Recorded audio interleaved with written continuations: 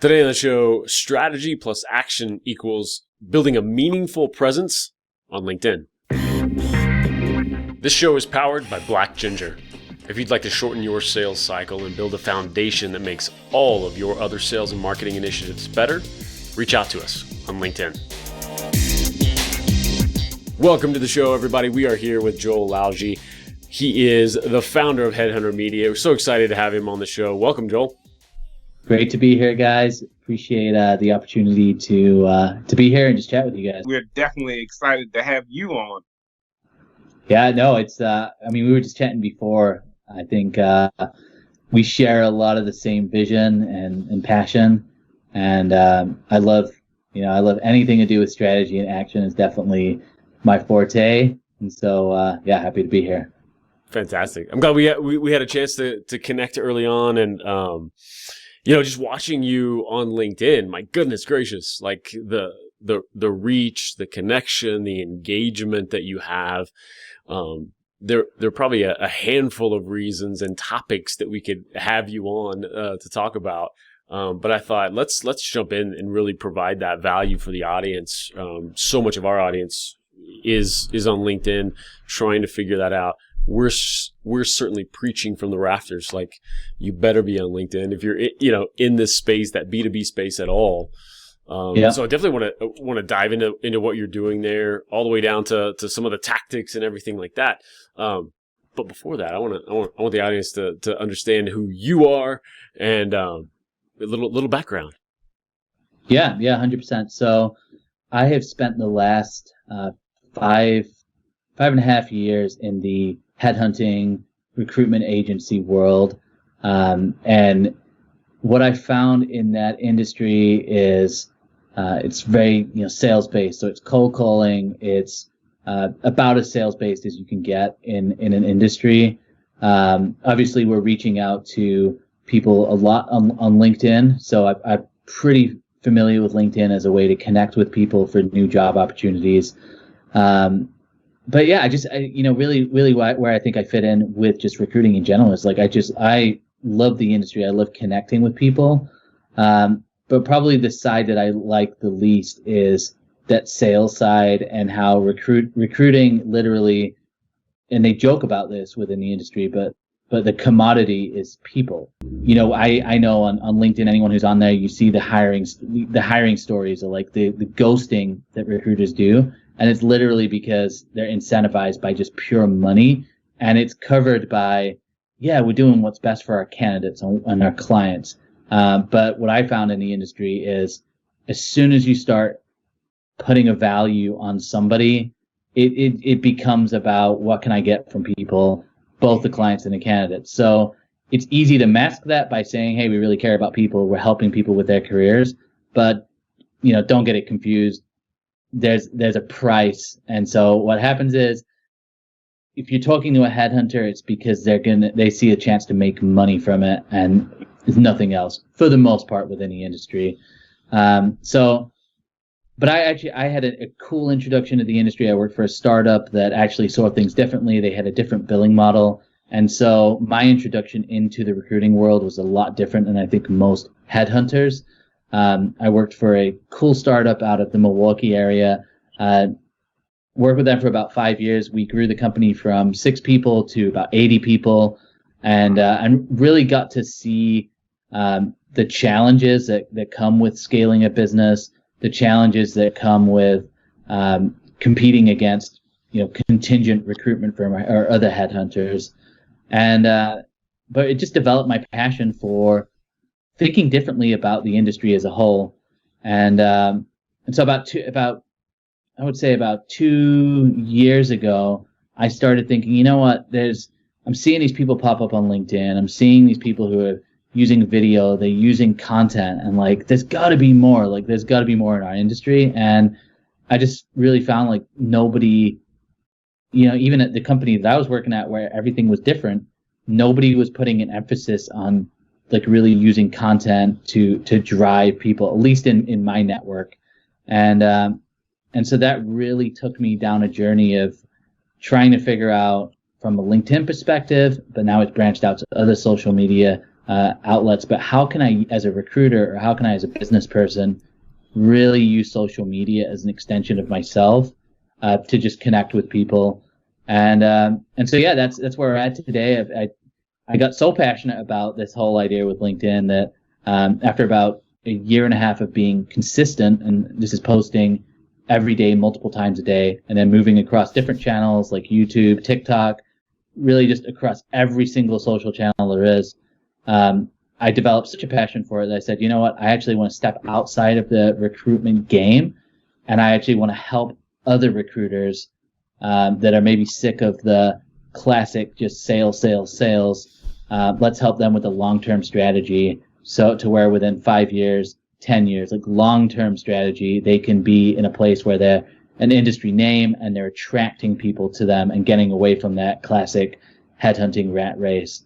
And so I'm partnering with people really that I feel like have the right heart in recruiting, partnering to get their stories and help them tell stories in an efficient way, and giving them vision for what personal branding, which is thrown around a lot, but what that can really mean and how it can add to not just your business, but like your overall impact and your overall connection with other people.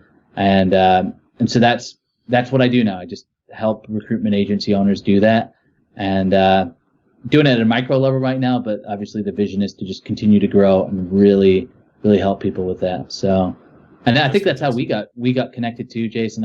We got connected through LinkedIn and just engaging in each other's content. And through the great Joe Mangano. Joe, man. Yeah, exactly. And he just introduced us, and I think it's amazing, when I think about it, actually, that LinkedIn is this. Yeah, and I met Joe because just interacting, messaging through LinkedIn, and he and I are both. I think everyone on this call here as well are in that mindset of yeah, sure, let's meet. I don't know why, like there's enough things aligned. Like, sure, let's have a conversation. And now Joe, we have every few weeks we're on a call just. Hey, what are you doing? Hey, what are you doing? And it's been awesome. And then introductions like this, right? That's huge. So part of your solution, I love that kind of that personal branding, having somebody, build their authority in their space. It's just possible these days so quickly. And you're kind of doing that specifically in that recruiting world, right? Yeah.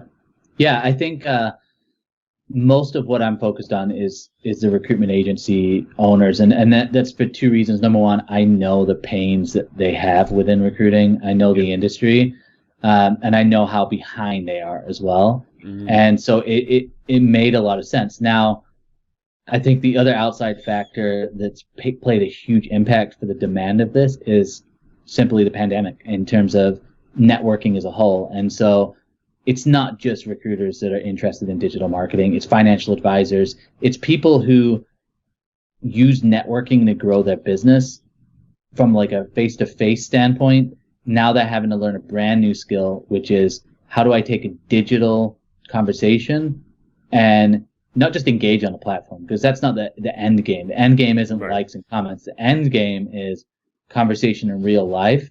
And so the new networking is putting yourself out there, or connecting and adding comments to other people who are putting themselves out there, getting their attention, getting a call for not necessarily a specific purpose other than just connecting. And the more you do that, which is basically what networking is anyway at events, the more you do that, you're able to really, really increase, I think, the number of connections you have, the number of referrals, but it's very new for people. So even something as simple as a Zoom call with someone you don't know can be intimidating. So training people on that video connection, training people on social media. And so a lot of it is mindset coaching, resetting the idea of even what social media is. It's not about virality. It's not necessarily about the number of views. The bigger question, because every algorithm suppresses your views anyway, the bigger question is how can I, with a small amount of views, convert it into big conversations that ultimately do lead to business, or they do lead to collaborations in the long run. So it's a huge mind shift, but it's created big demand. And by big demand, I mean in the 2 months that I've been running my business, I've probably had about 50 sales calls. 8 of them have landed into clients, and that's with zero outbound activity, zero bot activity. It's just all from inbound leads from the content that I'm putting out. And I think, again, fantastic. It's huge. It's a big deal. Yeah. So at least for me. Yeah, it's huge. It's fantastic. What is that? Yeah. What is that so how are you helping those clients like build that personal brand? What's that offering? Yeah, I think the first thing that I do is I meet with them each week. And the idea of meeting with them each week is to really help them understand like the creative process, because a lot of times, recruiters, again, they're very sales focused. So, and marketing isn't even really a part of the picture. So it's kind of training them on, this is how you think of like topic ideas of what to post. So what I don't do is I don't say, hey, for $500 a month, I'm going to give you access to a library of just prescribed content that doesn't speak or say anything about you. But I meet with them and like, okay, tell me about counter offers. Tell me about rejected offers. Tell me about what you do to stay motivated during the day when you're making cold calls. And we just talk about a variety of topics. I hear their words. I hear what they're saying. I'm taking notes the whole time. So almost like a podcast like this. It's like I have one of these each week with my client. I learn about them, learn about how they say things. And then I take all that information and I ghostwrite for them. And the idea of it is after a certain amount of time, either we continue the relationship and I start repurposing some of the content we've already written, or they have enough content and they start getting it and they go, you know what? I could probably do this myself. And sometimes that happens. And I think when that happens, it's great. But what I found is a lot of people are like, man, you're sending me 5 to 7 written posts that speak my stories. They speak, they're customized. For me to write that, it'd probably take, 7, 8 hours. I'm able to do it in 2 to 3 hours. I know how to write posts to get engagement. And then it's developing a strategy on the back end. Like, how do we turn that engagement? And this is probably what I'm working on more now is how do I turn that engagement on the back end into conversations with clients? And I think on the front end, it's setting that expectation of, I've definitely had people in a sales meeting like, well, in the first month, how many clients are you going to get? I'm like, man, stop saying months. Like, you need to be thinking years here, because if you're thinking months, it's like going to the gym. Like, we're not just going to get you ripped and in shape after 1 month of a good diet and working out. This is like long-term strategy. Right. And then even skills, if you could, you wouldn't stop. Even if you could get that in a month, you don't stop. This is a new mindset. And that's where the value comes in, Even with that gym reference, it's like, hey, we're here to help you live 20 years longer. And so let's do this for a while. I'm here, and what you're doing is I'm here to help you establish yourself in this industry, which is the challenge for a lot of people. And I've been, guilty of this. It's paying off now, but if you look at my LinkedIn or just my past, I've done everything.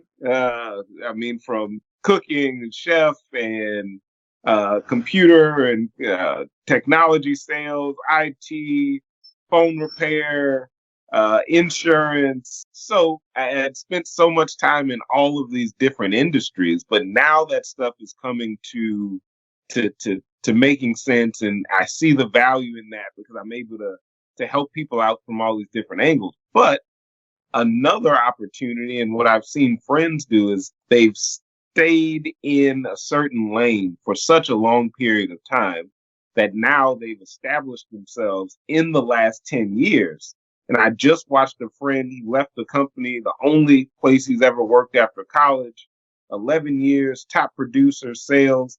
The guy got recruited by a startup and he's got equity. He travels less.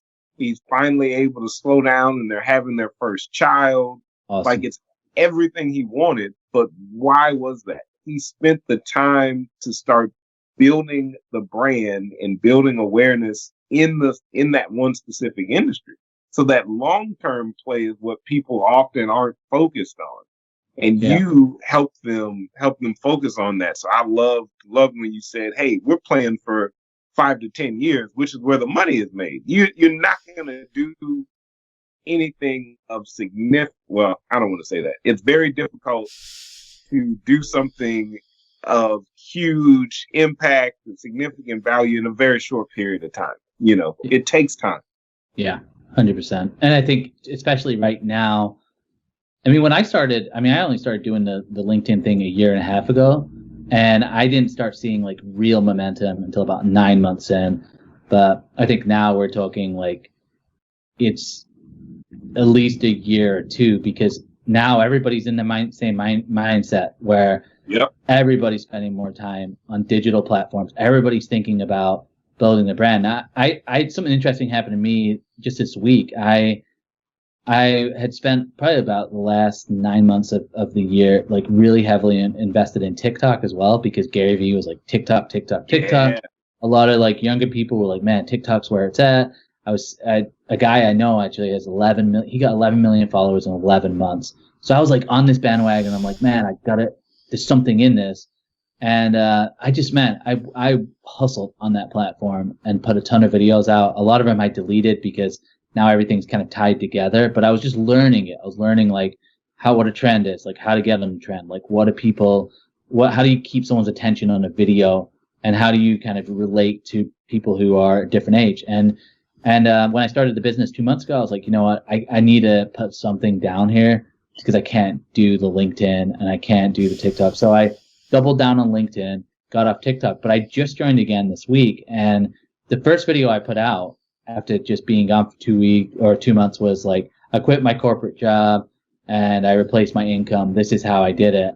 And, I already know the platform. So I know the songs which are hot. I know all this other stuff. And that video, I think at the beginning of the week, I had 3,600 followers. The end of the week now, I'm at 4,200. So I after just on one video, but it was the time that I spent on the platform. But then what I noticed is like the people who were following me, it's a lot of like older people or people who are like my age and older who are trying to build their own brand. And TikTok is a good way to do that compared to Instagram, because Instagram's super saturated. You got to pay. But I was like, man, literally the 500 people that followed me this week, all are like people who have gotten on there within that 2 month period that I had stopped. And because I have somewhat of a following on there, that's, maybe more than them, they're following. And so I think what that indicated to me was it speaks to everything that we're talking about, where it's the demand for digital and how to grow digitally. But I think there's a lot of potholes that people fall into as well. I think also, with like what you guys are doing, podcasting, a lot of people are getting into podcasting. But the important thing is, it's like you have to, if you're going to try any of these things, it's like you've got to work with people who have put the time in and like understand either how to keep it in line with your business or how to get your business objectives. And what I've seen also is a lot of coaches are popping up, like coaches for this, coaches for that. And so anyone who's out there who's like, who do I get to help me? It's like, you really need to figure out if that person's helping you, like who else have they helped? What have the results been? Like, what is their industry expertise? Like, what have they done it for themselves? Have they used it themselves to help out? And so I know that's how many steps ahead of you are they, right? If it's half a step and they're reading the book the night before, then teaching you the next day, maybe that works for you, but you want somebody at least to navigate those potholes, like you're saying, like to know just enough and kind of guide you through.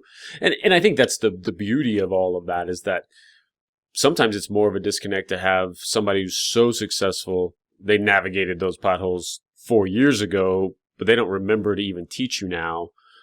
So having just 2 steps ahead, somebody 2 steps ahead is sometimes great. But so many opportunities out there for sure. I think it's fantastic. What are some of those you mentioned, with LinkedIn, and what we definitely wanted to talk about today is what are you finding in that success besides the longevity? It sounds like there's a lot of consistency during that time too on what you're posting and how. Yeah. Yeah. I think the first like portion of my journey was really random. So I just was like, I guess I was just posting kind of whatever, and I wasn't even really. The interesting thing was is I didn't set out to really even gain followers on LinkedIn or like see it as a viable way to grow a business. Mm-hmm. I basically just started out like I'm bored in my job and this kind of looks like it would be fun to do. And I'm seeing the people who are out there. I think I could probably write some content. I think I could probably do some videos. And what I found is again, is I find this with clients as well, is like for some people, there's a creative element that they maybe haven't thought of. And for me, it was definitely that way where I'm like, I really enjoy writing. I just enjoy the process of writing. I just enjoy video. And then on top of that, from a recruitment standpoint, I enjoy connecting with people, and LinkedIn gave me kind of everything. It let me create, it let me stay on target with the business as well and talk about things that I'm passionate about, but it also let me connect with people. And I built a community of people that I got to know. So very quickly, and I tell people this all the time, like if you want to grow on LinkedIn, the best thing you can do is take calls offline as quickly as possible. So might sound weird, but you engage with someone's content, you connect with them, saying, "Hey, I'd love to have a networking call with you. Like, I'd love to just find out about your business." Kind of how you talked about, Jason. Like, that's how you connected with Joe. The more you do that, you drive and you build a community. You learn what other people are doing, and you start building, and you start finding people who are in a similar stage as you and people you really connect with. I think that what I started finding really quickly was it opened up opportunities to go on podcasts. That's more brand awareness, to go on live streams. And the more I did that and the more I got my name out, that just it leads to referrals. So I've had clients, even in the last couple of months, "Hey, I heard you on this podcast. Can you help me out?" And so I think just learning and understanding that aspect really helped. And then over the last 6 months, that's where the consistency of my message, like I learned my message as I went along. Like at first I was a little cloudy and I was like, I don't know what I'm about. Now it's pretty clear that my message is like, I want business owners to think more about their people. I want, I want people to get out of the mindset of like, there's this prescribed journey that you have to go down. And if you don't, you're not successful. It's like getting people to just think differently. I'll post about visions that I have for like my own dream company, where I have a dream company where within recruiting, I want people to make bigger commissions than anyone else out there, to the point where maybe some of my employees are making more money than me. That's okay. Like I want to foster those environments. I talk about like remote work. Like why is it that it took a pandemic for people to have remote work? And now they're saying, well, work from home isn't working. It's like, well, this isn't remote work. This is work from home. So I guess where I'm going with that is just like, I learned how to just like start speaking what I really think about things. Mm-hmm. And that is where I really started seeing like a lot of momentum coming, because there's something refreshing when someone isn't trying to post like something generic that they think they want you to hear. But when they start sharing what they are, especially on LinkedIn, that really opens the door for a lot more connections, a lot more synergy, and that type of thing.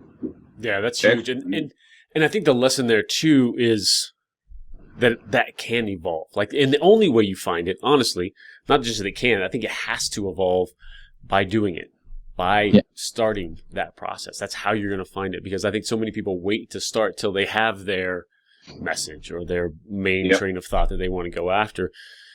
You got to just start so much of the time.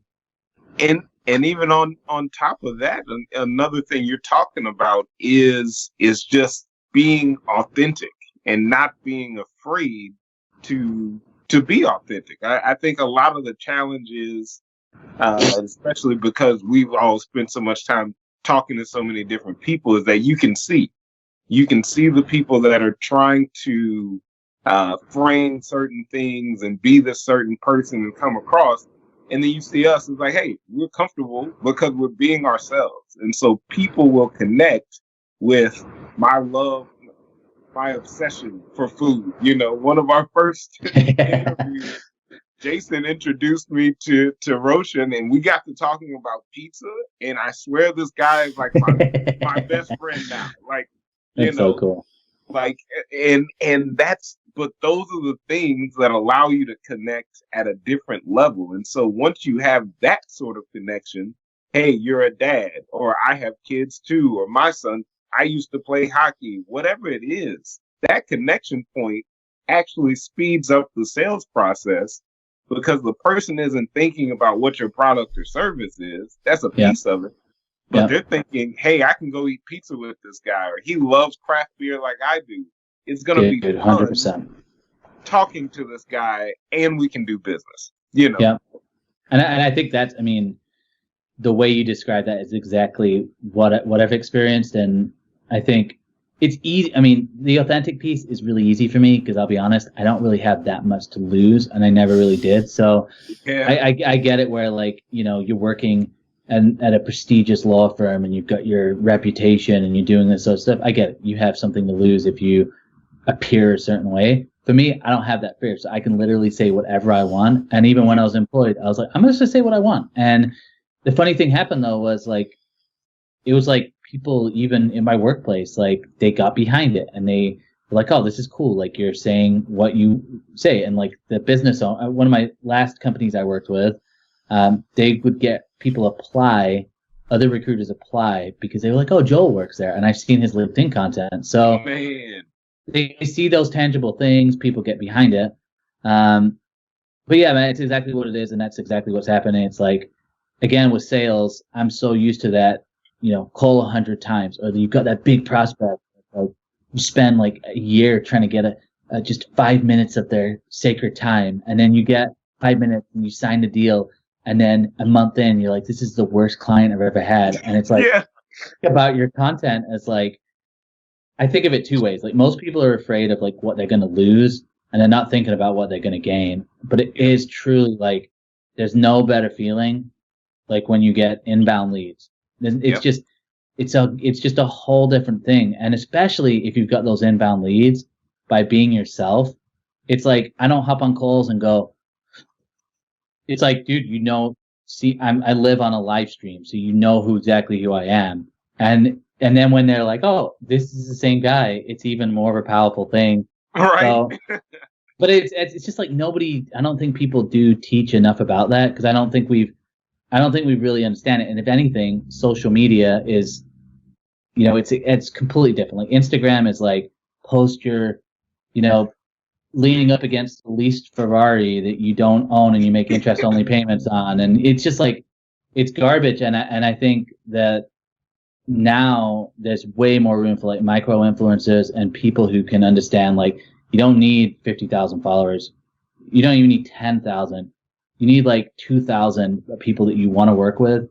Start putting out content and just trying to connect with them in a real way. And that's, I think, the new kind of wave of like, I think big brands are going to pick up to it. They're like micro influencers, like people who are like, it's hard to stay connected. Like I have 37,000 followers on LinkedIn, and it's hard for me to keep my engagement high. But what I don't do is I don't ask for followers, because I've seen people, they do a viral post, they get 50,000 new followers, and suddenly they connected with that viral post, but it wasn't even what the rest of their content is. Yep. And then it's really hard to keep that engagement up. And, like people with 20 million followers, it's like, how much actual connection do you have with each person, and how much real influence is there? Whereas someone with 20,000 followers, there's just a closeness that you can have with your audience. And to me, that's more powerful than like the big followers, unless they've been doing it for a long time, like a Gary Vee, which I think he does a great job of staying connected to people.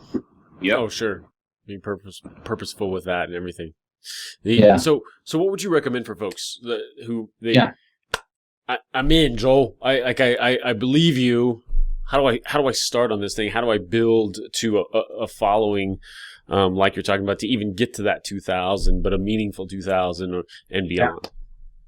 Yeah, I think first of all, dedicate time. So like, just like you would with going to the gym, like have dedicated LinkedIn time. So half an hour a day. The way I'd break that half an hour out is, you're already connected to people. So just scroll through the news feed and start engaging. And what I mean by engaging is liking and then consuming what the content is, and then commenting in a meaningful way. So that means it's clear you read whatever it is or you watched the video. Leave a comment that means something. That would be the first 10 minutes.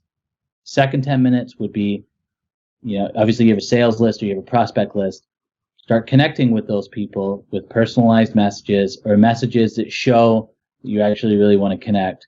Don't fall into the trap of just the automation game necessarily.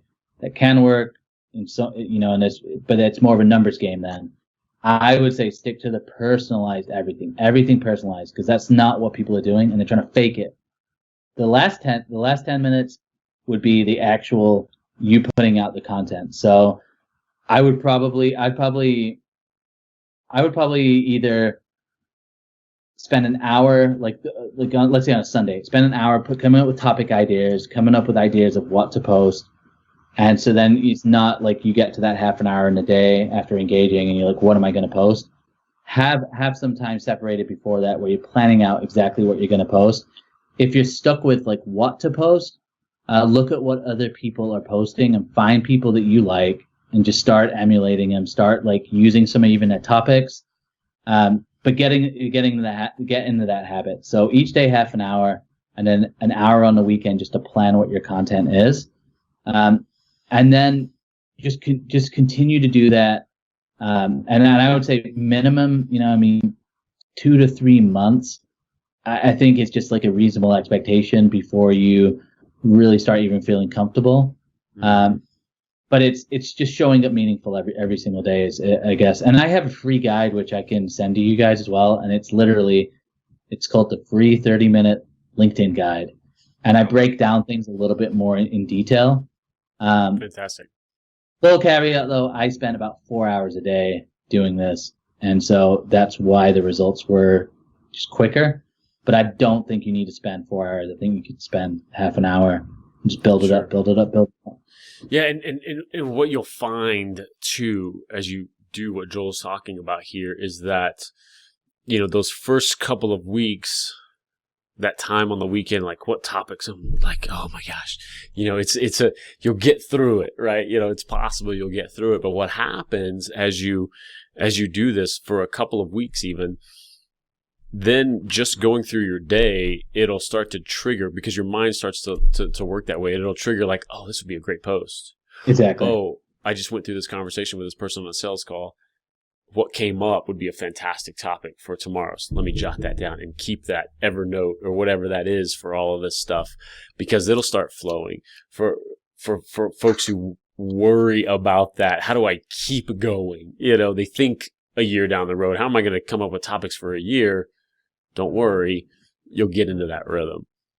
And that's where I think where I'm working with clients, like that is a big portion of like why I meet with them, because you take like they learn like the questions that I'm asking them, and you just got to ask yourself those questions. So, at a very basic level, it's like, what happened this week, and then what happened on Monday? Like, how did that client interaction go? Why did it go that way? What could be better?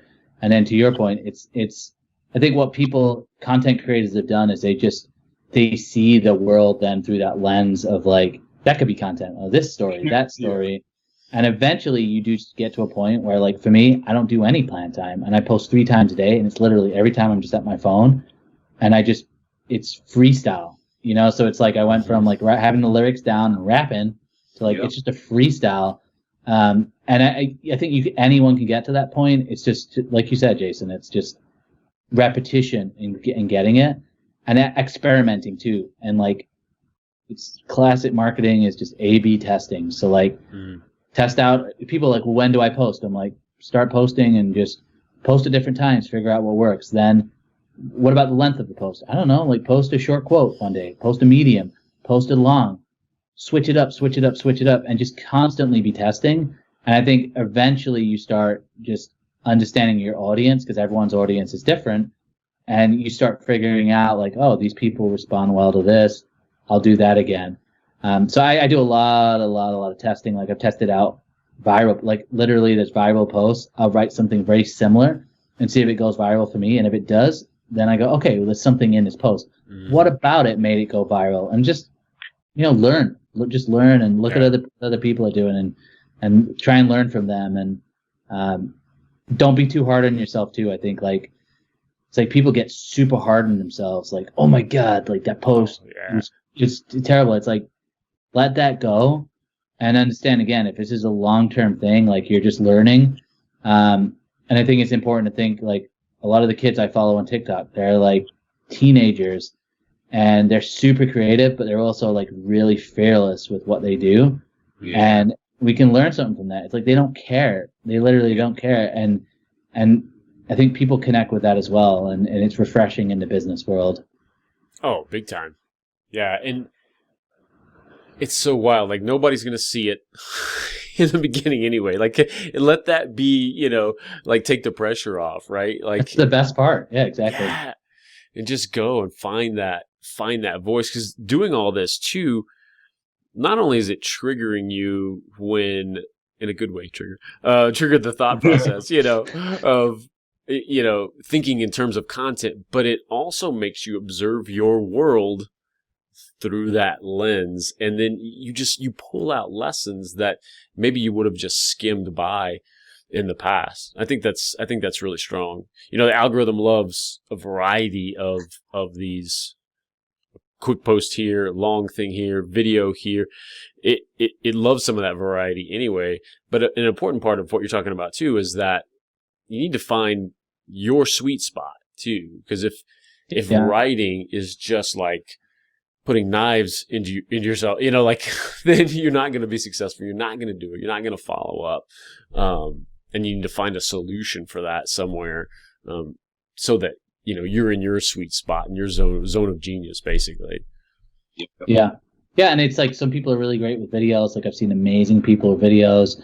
Other people are great with like writing. And, you know, I know like people are like, I got to push myself through video. It's like, well, I yes and no. It's like, cause you want to be like comfortable as well. And like, I think it's like being okay to like, you want to push yourself in certain things and other things, like just be ready for it. But to your point, like we were talking about this before, I mean, I'm posting 3 times a day and I have 37,000 followers. Not every single follower sees all 3 of those posts every single day. You don't saturate the newsfeed. It's like and I think we're way more conscious about our own content. But then, man, look at what someone like Gary Vee saying, where he's like, he was encouraging people the other week, like you should be posting like 40 times a day across all platforms. And it's like, his message is extremely consistent. He talks about empathy, kindness, like a lot of the similar things. And to me, I take a lesson from that and go, man, if this guy who's got millions of followers and who like has been doing this for that long, if he's saying a lot of the same things and using a lot of the same content across channels, I can start to do stuff like that at a micro level. And I mean, it's just like you said, that first video you do, thank God that it doesn't go viral. Like particularly on LinkedIn, because it gives you that chance to grow into it. Yeah. TikTok's a little different. I mean, if you mess with that, like you could go viral, which is kind of scary. But you know, maybe you start on LinkedIn or maybe start in like Facebook. Like just get comfortable, and you know, I'll kind of leave it with this point. Like one of my CEOs, the most charismatic guys I know, the guy built this business, and it's like English guys who just had charisma rolling off him, like one of the best salespeople I ever heard. And I was like, dude, when I started getting on LinkedIn, I was like, man, you could get like, you know, hundreds of thousands of followers probably pretty quick. Like you're super engaging. And he's like, yeah, but man, what happens if that, you know, that CEO that we're working with, if he doesn't like it? And I was like, he scrolls by and just ignores it. What about the 10 CEOs that really connect and want to do business with you? And it was like suddenly in my mind it dawned, and it was like, this is it's just a mindset change. And thinking about like what could happen instead of like what's the worst possible scenario. And yeah, anyway, I'll just leave it with that story. I love it, man. Well, Joe, tell us, who is the ideal person we can connect you with? Who are you wanting to help get this kicked off tomorrow? Because you work on Saturdays. I know you work on Saturdays. Yeah, my wife loves that. No, I think I'm open to have conversations with anyone. I think the ideal person that I can help is someone that's really wanting to spend the time developing content, spend the time, working with someone. So business owners, individual people, obviously like my specialty is recruiting. I know that industry, but I'm working with someone right now in HR. I'm working with different people in different industries as well. But I'm open to have a conversation. So if you're like, hey, I caught you on the strategy and action show, will you connect with me on LinkedIn? Do that, because I have like 2,000 inbox requests with 0 messages. So just reference like, hey, I saw you on the podcast, and let's just have a conversation and sit down. Because I think there's a lot we can even get through in like a half-hour conversation. And I'm always like, I practice what I preach. Like, I'm always willing to have conversations, and I at least have probably 5 networking conversations a week. So I'm happy to have a conversation, learn about you, and just, give advice or like help out or keep you accountable, whatever it is. So yeah, really anyone who's interested and wants to be committed, I'm up for connecting with. Fantastic. We appreciate that. It's been fantastic. Yeah. And where do they just find you on LinkedIn, I'm sure? Yeah, luckily, Joe Lalgee. I don't need to trademark that name because there's only one. So if you go and search Google and Joe Lalgee, it's all me. You'll even see my MySpace page, which is terrible. It's what? Like me like 16 or 18, like smoking a cigarette or something stupid. But hey, it's okay. It's on there content, too. Man. That's content, right. Yeah, that's the original MySpace content. How cool. I love it. Awesome. Well, thank you so much. This has been fantastic. I think a lot of value for the viewers here. I appreciate it, and I'm sure we'll stay connected on LinkedIn without a doubt. And we'll see you all next time. Thanks for listening. You've learned what's working on the front lines of business. Now it's time to get to work. Apply to the Strategy and Action group on Facebook to learn more and for a chance to connect with the guests on this show. Join us next time for Strategy and Action.